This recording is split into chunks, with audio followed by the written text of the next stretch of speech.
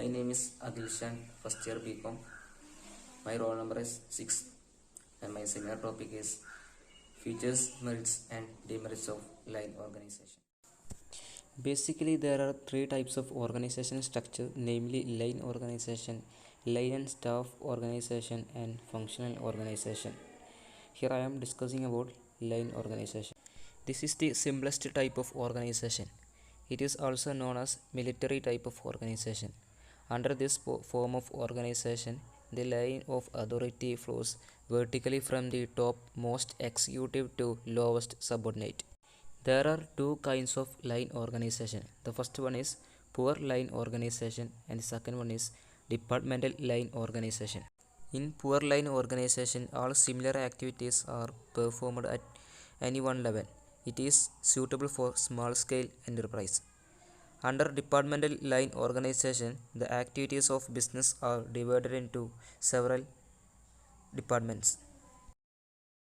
Then next, features of line organization. The first one is authority flows from top level management to lower level management. Then second one is each subordinate gets instruction and direction from his immediate superior.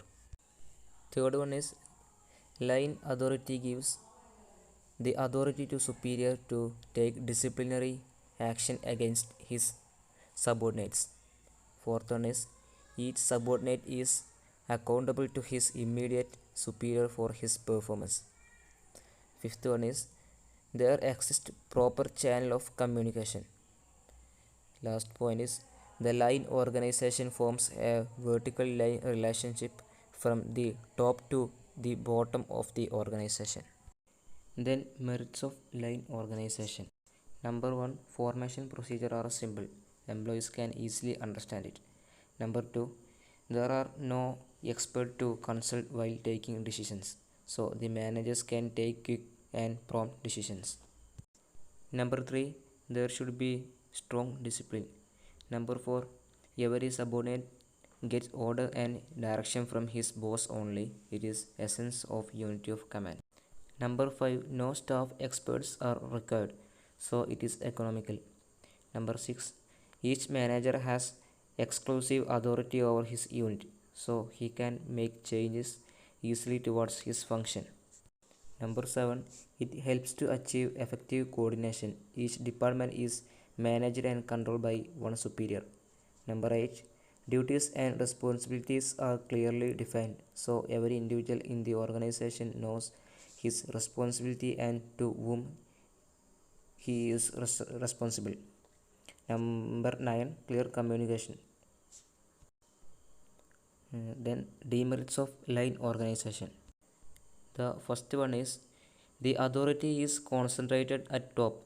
If the top management is inefficient, it will affect the prospects of the entire organization. The second one is lack of specialization. It is the main drawback of this system. A superior is not well versed in all fields such as production, finance, etc. The service of experts are not utilized, so it will adversely affect decisions. Third one is overloading of work. Under this system, the managers are overloaded with work. It will affect the efficiency of these executives. The fourth one is difficult coordination. Each department operates as autonomous units. This makes coordination difficult. The last one is defective communication.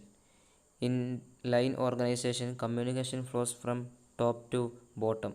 That means there is downward communication. There is no upward communication.